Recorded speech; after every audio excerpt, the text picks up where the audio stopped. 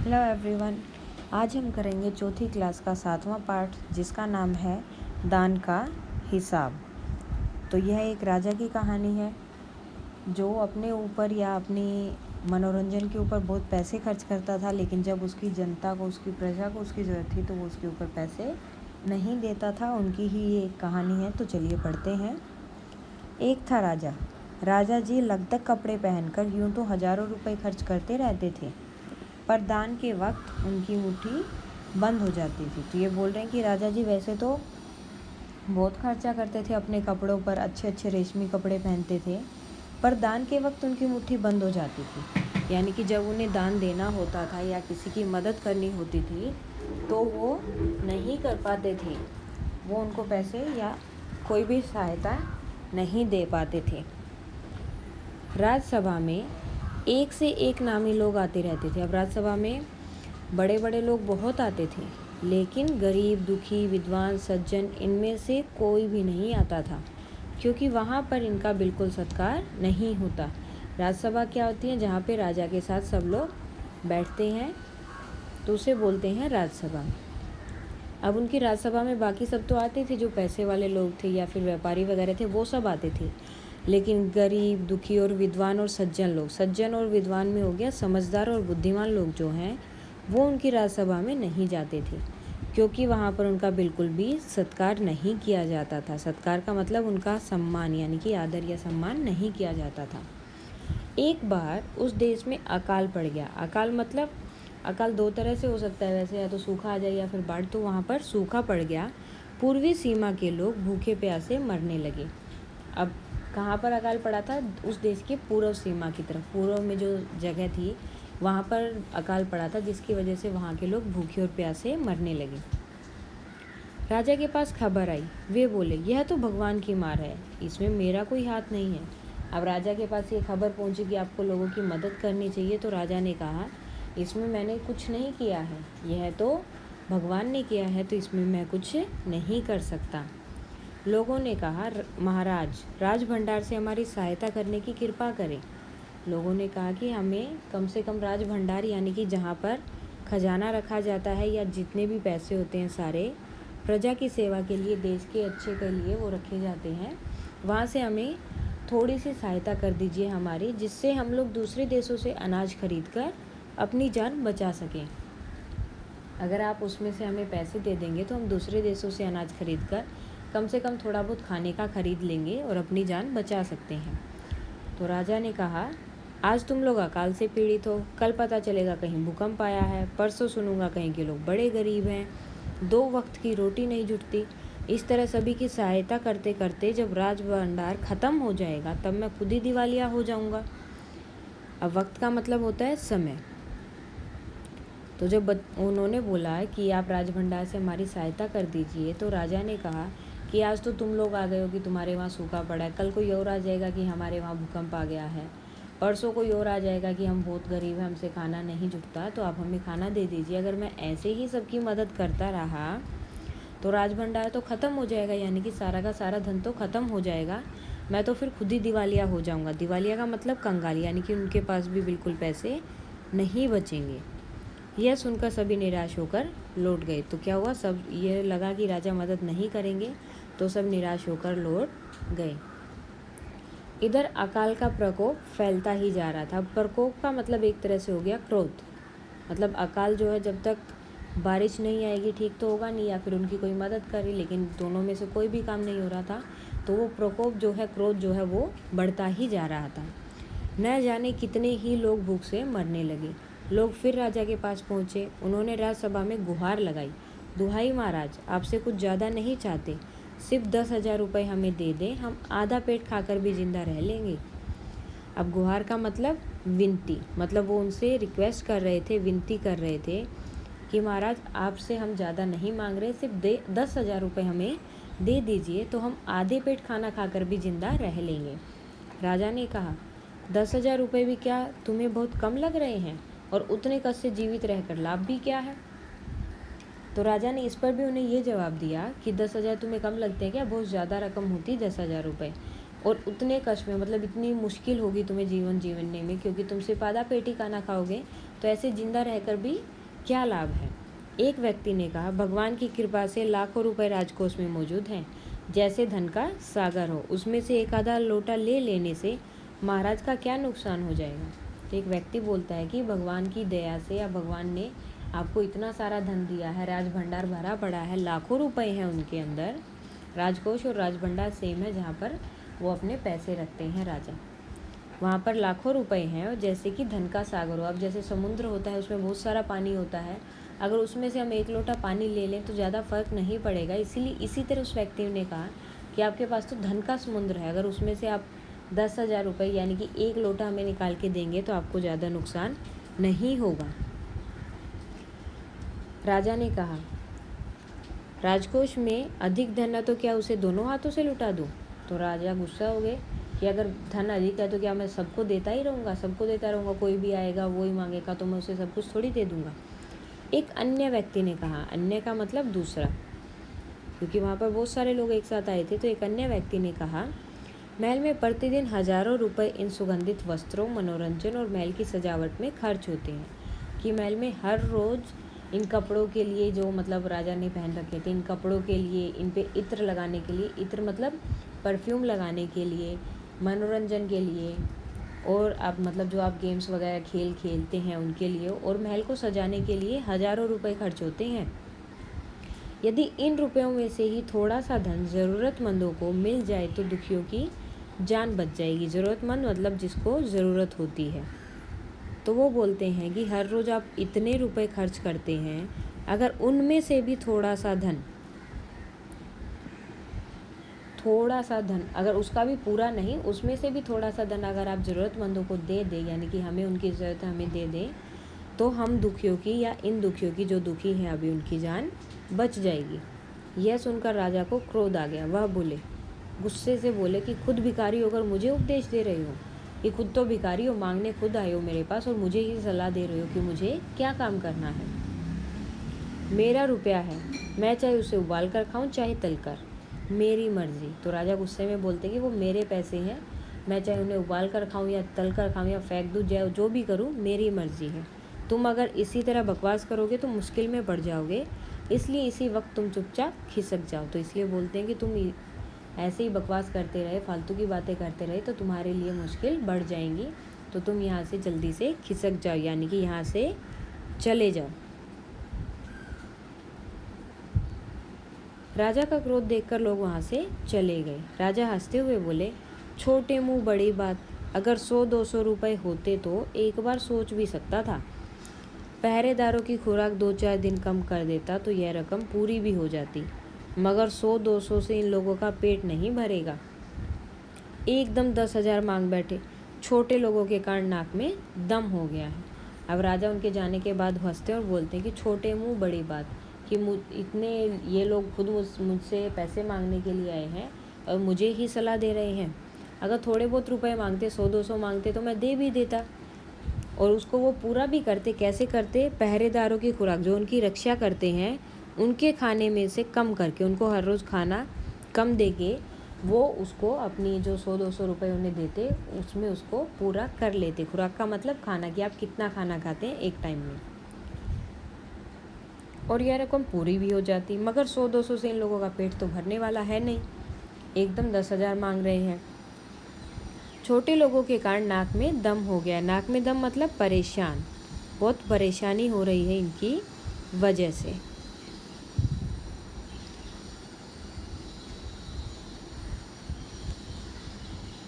यह सुनकर वहाँ उपस्थित लोग हाँ हूँ कहकर रह गए। अब जो सब लोग उपस्थित थे वो राजा के सामने कुछ बोल नहीं सकते, बस उनकी हाँ में हाँ मिला दी। मगर मन ही मन उन्होंने सोचा, राजा ने यह ठीक नहीं किया, ज़रूरतमंदों की सहायता करना ही तो राजा का कर्तव्य है। अब लोग राजा बनाते किस लिए? कि जब हमें ज़रूरत होगी तो वो हमारी मदद करेंगे, यही तो उनका कर्तव्य, मतलब उनका जो काम है, इसीलिए तो उन्हें बनाया जाता है। 2 दिन बाद न जाने कहाँ से एक बूढ़ा सन्यासी राजसभा में आया। उसने राजा को आशीर्वाद देते हुए कहा, दाता कर्ण महाराज।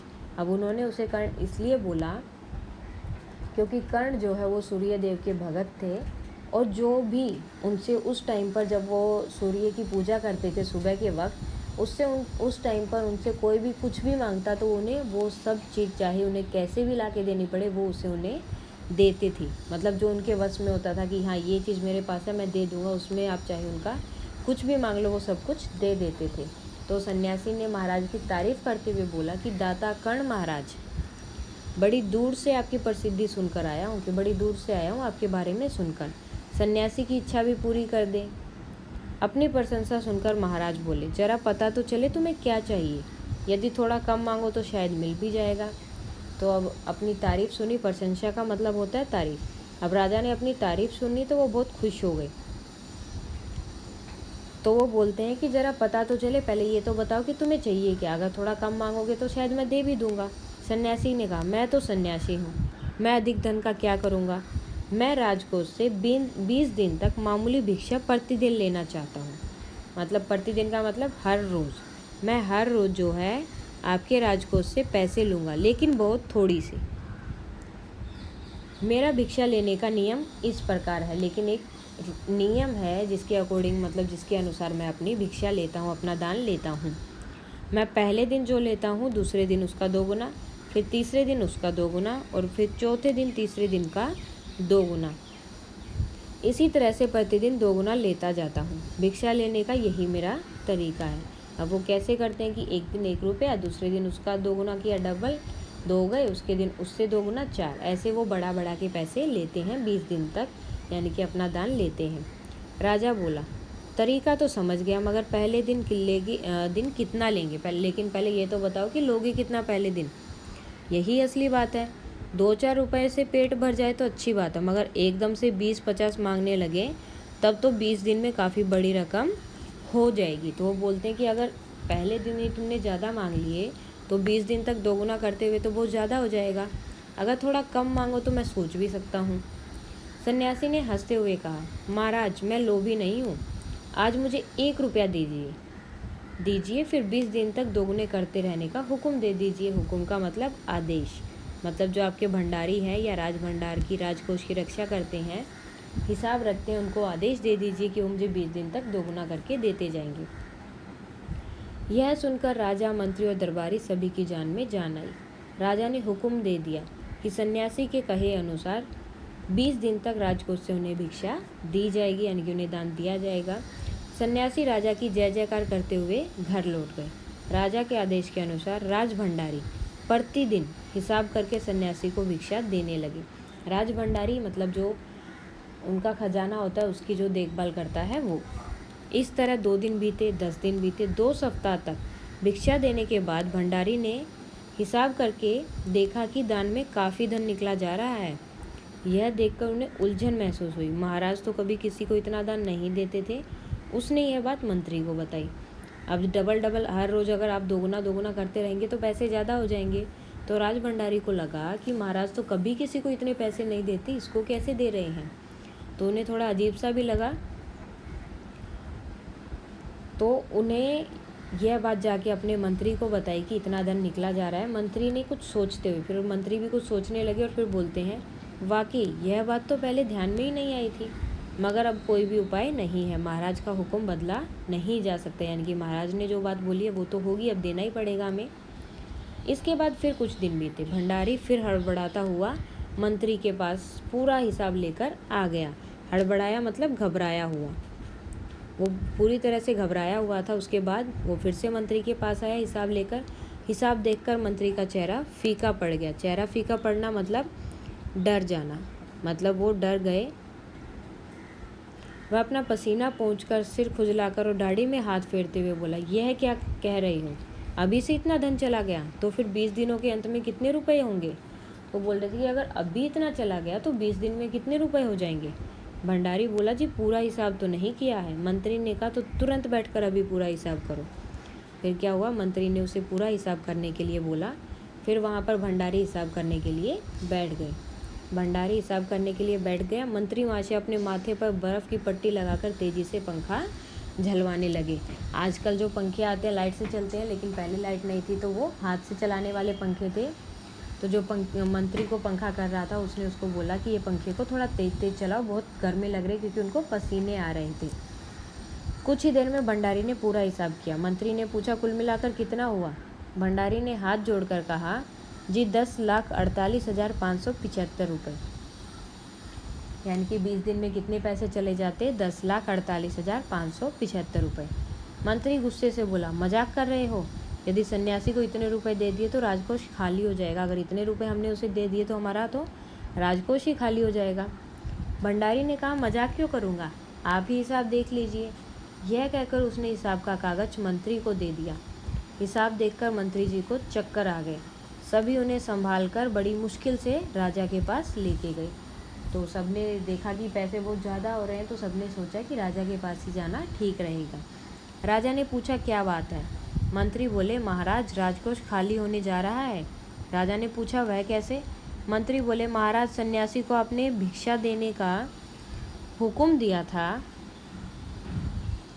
मगर अब पता चला है कि उन्होंने इस तरह राजकोष से करीब 10 लाख रुपए झटकने का उपाय कर लिया है।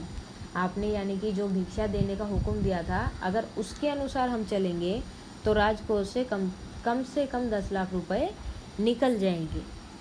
राजा ने गुस्से से कहा, मैंने इतने रुपए देने का आदेश तो दिया ही नहीं था, फिर इतने रुपए क्यों दिए जा रहे हैं? भंडारी को बुला। तो राजा भी गुस्से में आ गए कि मैंने तो सिर्फ 1 ही रुपये से शुरू किया था, इतने रुपए कैसे हो गए? जल्दी से भंडारी को बुलाए। मंत्री ने कहा, जी सब कुछ आपके हुक्म के अनुसार ही हुआ है, आप खुद ही दान का हिसाब देख लीजिए। तो उन्होंने बोला कि आप खुद ही देख लीजिए दान का हिसाब, जैसा आपने हमें आदेश दिया था हमने वैसा ही किया। ये फिर उन्होंने दान का हिसाब दिखा दिया पूरा। पहले दिन 1 रुपये, दूसरे दिन 2, फिर 4, 8, 16, 32, 64, 128, 256, ऐसे ऐसे जाते हुए इन सबको उन्होंने प्लस किया तो कितने आए? अगर जमा किया, इन सबको जोड़ दिया जाए तो 10,48,575 रुपये उनके बच गए। राजा ने उसे 1 बार देखा, 2 बार देखा, इसके बाद वह बेहोश हो गए। कितने पैसे देने के बाद तो उन्हें होश ही नहीं रहा, वो बेहोश हो गए। काफ़ी कोशिशों के बाद उनके होश में आ जाने पर लोगों ने सन्यासी को बुलाने दौड़े। उसके बाद क्या हुआ, जब वो होश में आ गए तो लोग सन्यासी को बुलाने के लिए दौड़े, कितने रुपए तो हम सब नहीं दे पाएंगे। सन्यासी के आते ही राजा रोते हुए उनके पैरों पर गिर पड़ा। बोला, दुहाई है सन्यासी महाराज, मुझे इस तरह जान माल से मत मारिए, जैसे भी हो एक समझौता करके मुझे वचन से मुक्त कर दीजिए। अब वचन क्या है? जो उन्होंने उनको वादा किया था कि हर रोज़ आपको दोगुने पैसे मिलते रहेंगे, तो उन्होंने बोला कि इस तरह तो मेरा सारा राजकोष खाली हो जाएगा, आप ऐसा मत करिए, आपको जितने पैसे चाहिए मुझे एक बार में बता दीजिए और मुझे इस वचन से जो मैंने आपको वादा किया था उसे मुक्त कर दीजिए, यानी कि उससे छोड़ दीजिए, उसको ख़त्म कर दीजिए। अगर आपको 20 दिन तक भिक्षा दी गई तो राजकोष खाली हो जाएगा, फिर राजकाज कैसे चलेगा? सन्यासी ने गंभीर होकर कहा, इस राज्य के लोग अकाल से मर रहे हैं, मुझे उनके लिए केवल 50,000 रुपये चाहिए। वह रुपया मिलते ही मैं समझूंगा मुझे मेरी पूरी भिक्षा मिल गई। राजा ने कहा, परंतु उस दिन एक आदमी ने मुझसे कहा था कि लोगों के लिए 10,000 रुपये ही बहुत होंगे। अब सन्यासी ने उनके लिए 50,000 मांगे, जबकि वो पहले आए थे तो उन्होंने बोला कि हमें 10,000 रुपये दे दो, हम भूखे आधा पेट भर के भी रह लेंगे। तो राजा ने फिर से वही बात की, वो तो 10,000 ही मांग रहे थे, आप 50,000 क्यों मांग रहे हैं? सन्यासी ने कहा, मगर आज मैं कहता हूँ कि 50,000 से 1 पैसा कम नहीं लूँगा। राजा गिड़गिड़ाए, मंत्री गिड़गिड़ाए, सभी गिड़गिड़ाए, मतलब सब उनके सामने विनती करने लगे कि आप इतने पैसे मत लीजिए। मगर सन्यासी अपने वचन पर डटा रहा, मतलब उन्होंने अपना वचन जो है नहीं बदला। उन्होंने बोला कि मुझे 50,000 ही चाहिए और वो ही आपको मुझे देने पड़ेंगे। आखिर लाचार होकर राजकोष से 50,000 रुपये सन्यासी को देने के बाद ही राजा की जान बची। तो आखिर में उन्हें क्या करना पड़ा? जो सन्यासी थे उनको 50,000 रुपये देने ही पड़े। और लाचार का मतलब होता है बेबस, यानी कि बेबस होकर उन्हें राजकोष से, जहाँ पर उनका खजाना रखा था, वहाँ से सन्यासी को 50,000 रुपये देने पड़े। पूरे देश में खबर फैल गई कि अकाल के कारण राजकोष से 50,000 रुपये राहत में दिए गए। सभी ने कहा, हमारे महाराज कर्ण जैसे ही दानी हैं। अब पूरे देश में ये तो हो गया कि 50,000 रुपये मिले हैं, लेकिन किसी को ये नहीं पता था कि ये कैसे मिले हैं। इसलिए सबने सोचा कि महाराज ने हमारी मदद की है, और सब लोग अपने महाराज को क्या बोलने लगे कि वो कर्ण के जैसे हैं जिन्होंने हमारी समय आने पर मदद की। ये हमारी कहानी थी जिसका नाम था दान का कि उन्हें लगा कि पहले 1 ही रुपया ले रहा है तो 20 दिन में कितने हो जाएंगे, तो उसके हिसाब से उन्हें लगा कि बहुत कम पैसे होंगे, मैं दे देता हूँ। लेकिन जब देखे तो बहुत ज़्यादा हो रहे थे, और उन्होंने अपने जो उनके साथ रहते हैं, उनकी प्रजा है, उनकी मदद नहीं की थी। इसके लिए सन्यासी ने ये तरीका अपनाया था। और ये किसने लिखा है? सुकुमार राय ने यह कहानी लिखी है। और आज के लिए हमारा इतना ही। इसमें आपके न्यू वर्ड्स भी हो गए, नए शब्द और शब्द अर्थ भी हो गए।